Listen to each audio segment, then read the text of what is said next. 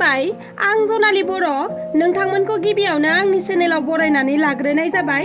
दिनै 2023 मायथाइनि 11 नभेम्बर नोंथांमोननि थाखाय आं खौरां लानानै फैदों। आंनि गाराङा गाज्रि जानायनि थाखाय आंनि खौरांखौ मोजांबो खोनाया जानो हागौ, अब्लाबो नोंथांमोना खौरांखौ जोबजासे नायलांगोन होननानै मिजिंथिबाय। बिदिब्ला खौरांखौ जागायदिनि।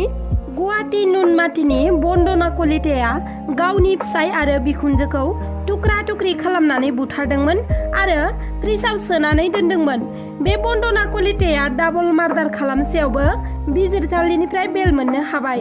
Kamrup metro' district and sessions कर्टआ बन्दना कलिता बिथांनो बेल होबाय, जेराव बन्दना कलिताया नुनमाथि पुलिस थानायाव सप्तायाव खननैयै नुजाथिफैनो नांगोन आरो बिजिरसालिनिफ्राय गनायथि गैयालासे गुबुन जिल्लायाव बारनो मोननाय नङा। मख'नो गोनांदि बन्दना कलिताया गुबुनखौ मोजां मोननायनि जाहोनाव गावजों लोगोआव आरोबाव सानै मानसिखौ लाफादेरनानै फिसायखौ बुथारदोंमोन, टुक्रा टुक्रि दानस'ना फिसायखौ बुथारदोंमोन आरो बिनि उनाव टुक्राखौ सानथाम फ्रिजआव सोनानै दोनदोंमोन। बुथारनायखौ जाहाथे रावबो मिथिया बेनि थाखाय फिसायनि टुक्राखौ मेघालयनि दाउकियाव गारहैदोंमोन। फिसायखौ बुथारखांनायनि उनाव आरोबाव बिखुनजोखौबो बुथारदोंमन बन्दना कलिताया। नाथाय बेबादि खास्रि बिस्रि बुथारनाय जाथाया 7 दाननि उनावसो सोराङाव फैदोंमोन। 7 दाननि उनावसो पुलिसआ बन्दना कलिताखौ लानानै फिसायनि गोथै टुक्राखौ दाउकिनिफ्राय बोखांनो हादोंमोन आरो गुबुन दाबसे जायगानिफ्राय सिखाखौ बोखांनो हादोंमोन। बे डाबल मार्डाराव बन्दनाखौ मदद होग्रा अरुप डेका आरो टन्टि डेकाया सिगांनो बेलाव गबोखाबाय। दा गुबै दायनिगिरि बन्दना कलितायाबो बेल मोनबाय। माइ जाग्रा एम्फौ ओंखारदों जोंनि आसामाव। थारैनो माइ जाग्रा एम्फौफोरा आसाम रायजोजों लोगोसे बिटिआर ओनसोलनि खना खनला जेरैबो गोसारजोब्बाय।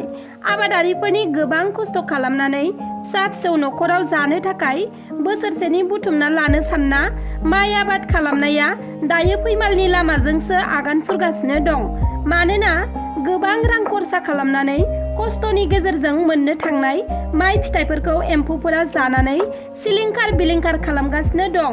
बे एम्फौफोरा दा रायजोनि लाख लाख आबादारि सुबुंफोरखौ गोबां जेंनायाव खोख्लैबाय।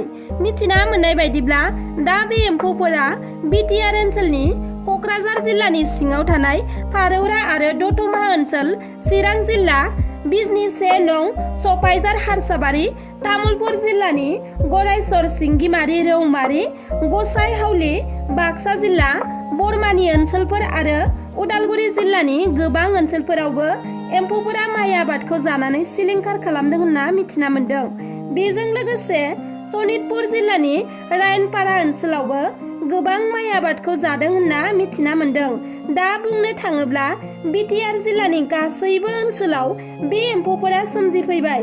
बेनिखायनो नोंथांमोना जेसेबां हायो एसेबां थाबैनो माइफोरा मोनबायब्ला फोथारनिफ्राय हानानै न'आव लाबोनो नाजादो। मानोना बे एम्फौफोरा मुलि होसेयावबो जोबनानै थाङा होनना मिथिना मोन्दों आरो बे एम्फौफोरा हरनि समावसो माइ आबादाव ओंखारो होननाबो मिथिना मोन्दों। बे एम्फौफोरा बिटिआर हालामनि 8 जिल्लाफोराव गासै 500 बिघानिबो बांसिन माइ आबादफोरखौ जानानै आरो बिदांफोरखौ अरस'नानै सिलिंखार खालामबाय। हेलमेट गानालासे मटर साइकेल सालायोब्ला नों आरो आं जों सादारन सुबुंफोरखौ पुलिसफोरा हमो आरो गोबां रांनि जुरिमाना होनो गोनां जायो। नाथाय जों सादारन सुबुंफोरखौ हमग्रा पुलिसफोरखौबो माब्लाबा हेलमेट गानालासे मटर साइकेल सालायनायखौ जों नुनो मोनो आरो बिथांमोना पुलिस जानायनि थाखाय जों सरासनस्रा सुबुंफोरा जेबो बुंनो हाया जायो। नाथाय बे खेबाव हेलमेट गानालासे मटर साइकेल बा स्कुटि सालायग्रा पुलिसनि हेंथाबो सरासनस्रा सुबुंफोरानो अजद होनो हासिगोन। बिनि थाखाय बरपेटा पुलिसआ मोनसे फोसावथाय होदों। सोरबा पुलिसआ हेलमेट गानालासे बाइक एबा स्कुटि सालायोब्ला लोगो लोगोनो बेनि सावगारि सेबखांनानै सावगारिजों लोगोसे थावनि अक्ट' आरो समखौ वाट्सएपआव दैथायहरनो हागोन। नोंथांमोनहा वाट्सएप नाम्बारा जाबाय 9864249599। जायफोर ट्राफिकनि नेमखौ सिफायगोन बिनि सायाव गोख्रों नोजोर लाखिनाय जागोन। बे खोथाखौ मिथिहोदों बरपेटा पुलिसआ। सरकाराव गैयाब्लाबो बिपिएफ दोलोखौ उन जानानै थानायखौ नुनो मोननाय जायाखै। जायगा जायगा मेल मिटिं खुंनानै रायजो राजाफोरजों गोसो फोनांजाबनो नाजानायखौ नुनो मोनबाय थानाय जादों आरो BPF दोलोखौ गोख्रों खालामनो थाखाय जायगा जायगा जयनिं हाबाफारिबो लाबोदों BPF दोलोआ। फिन BTR-आव BJP-नि खहा, BJP-नि बारग' आफादगिरिनि बिसिया BPF दोलोआव हाबबाय। BJP फेरगाव मण्डल ब्लक कमिटिनि बारग' आफादगिरि उदित खुंगुर बर'नि बिसि प्रमिला बर'आ BPF दोलोआव हाबबाय। फिसाय उदित खुंगुर बर'खौबो लासैनो BPF दोलोआव हाबफैनायनि इसारा होदों प्रमिला बर'आ। बेनि थाखाय सावरायलायनाया जागासिनो दं होननानैबो फोरमायथिदों बिथाङा। गोलाव सम BJP-आव थानायनि उनाव गोहोगोरा BJP दोलोखौ एंगारनानै BPF दोलोआव हाबफैनायनि सायाव बिथांजोआ फोरमायथिदों दि थांनाय 2005 मायथाइनिफ्रायनो उदित खुंगुर बर'आ BJP-नि जानानै खामानि मावबोदोंमोन। नाथाय गोलाव सम BJP-नि जानानै खामानि मावबोनायनि उनावबो न'खरा जेबो मोननो हायाखै।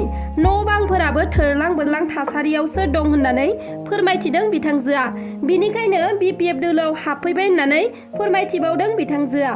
आसामनि मुंदांखा देंखोगिरि जुबिन गार्गनि देहाया साननैसो सिगाङाव गाज्रि जादोंमोन, नाथाय दायो मोजाङाव फैफिनबाय।